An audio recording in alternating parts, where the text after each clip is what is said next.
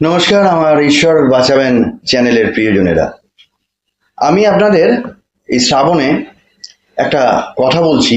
৩৯ শিবের নাম। এই পীঠগুলো খুবই জাগ্রত, খুবই জাগ্রত। নাম উচ্চারণ করলেই দেহের যত খারাপ জিনিস, পাপ, সমস্ত কিছু মন্দ, মিথ্যা সব ধুয়ে যায়।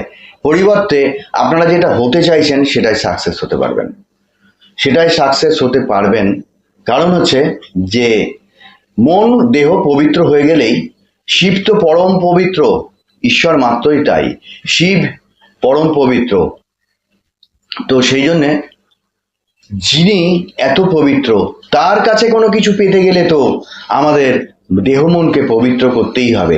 শিবের নামে যাত্রা সফল হয়, শিবের নামে কর্ম সফল হয়, শিবের নামে দেহের বন্ধনগুলো কাটে এবং শিবের নামে সফলতা আসে। তো আমরা তো বিফলতার মধ্যেই বাস করছি।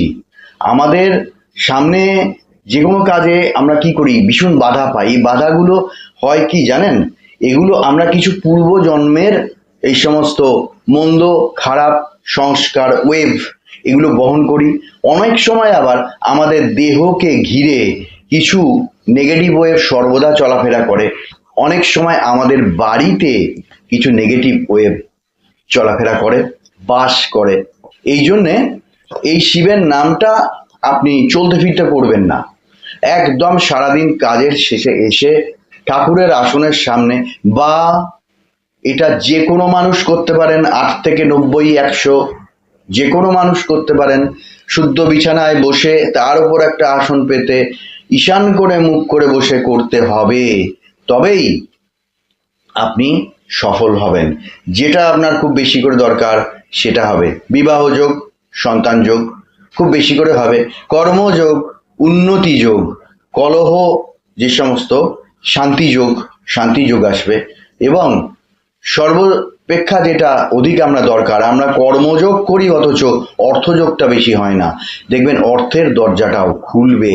আমি এর সঙ্গে প্রত্যেকেই একটা কথা বলবো, যেটা হচ্ছে এইটার সঙ্গে আমি একটা জিনিস আপনাদের ধারণ করতে বলবো, যেটা হচ্ছে যারা যারা শিবের ভক্ত তারা ব্রাউন কালারের, ব্রাউন অর্থাৎ শিবের জটা, ব্রাউন কালারের একটা পাথর, না হয় তো হলুদ কালারের একটা পাথর, যেভাবে হোক ধারণ করুন।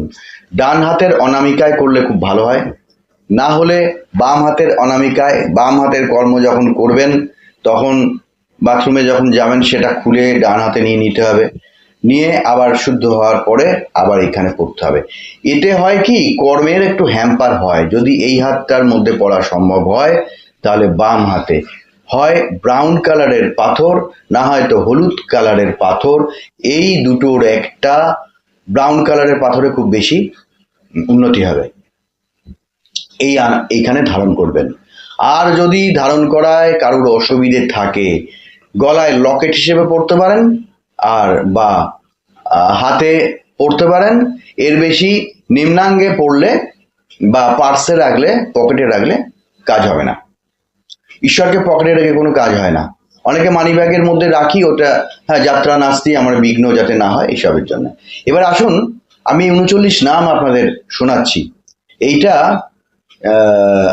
একটা সোর্সের মাধ্যমে দিতে পারি, বা আমি তো এটা বলছি, এটা আপনারা লিখে নিতে পারেন, বা একটা সোর্সের মাধ্যমে দিয়ে দিলে সবচেয়ে ভালো হবে। সারা বছরই করবেন, শ্রাবণ থেকে শুরু করুন। শ্রাবণের এখনো অনেকটা দিন বাকি আছে, শুরু করুন। তা আমি আপনাদের সামনে সেই শিবের ৩৯ নাম যেগুলো সফলতা আনে, সেইটা আমি আপনাদের সামনে বলছি। শুনুন, শ্রবণ করুন। চন্দনেশ্বরায় নমঃ, তারকেশ্বরায় নমঃ, নীলকণ্ঠ, মৃত্যুঞ্জয়, কেদারেশ্বরায়, অমরনাথ, বদ্রীনাথ, বীরেশ্বর, জঙ্গলেশ্বর, জলেশ্বর, বানেশ্বর, সোমনাথ, লোকনাথ, রামেশ্বর, পশুপতি, গঙ্গাধর, জটাধর, রুদ্রায়, ত্রিনেত্রায়, শঙ্করায়, ত্রিশূলধরায়, পঞ্চানন, বীরেশ্বর, বিশ্বনাথ, লিঙ্গরাজ, কৈলাসপতি, উমাপতি, শিব, শঙ্কর, মহেশ্বর, রুদ্রনাথ, কিরিটেশ্বর, মহাদেব, বীরভদ্র, মহাকাল, ভূতনাথ, নীলকণ্ঠ, পিনাকপানি, ডমরুপানি, কপিলেশ্বর, বালকনাথ, হর হর ভোলে শিবায়, জটাধারী, ত্রিনেত্র, মহাকাল, যোগনাথ, ত্রিলোকেশ্বর, পাতালেশ্বর, আদিনাথ। ধন্যবাদ। এই ভিডিও এখানেই। নমস্কার। আপনারা সফল হন এই চাই।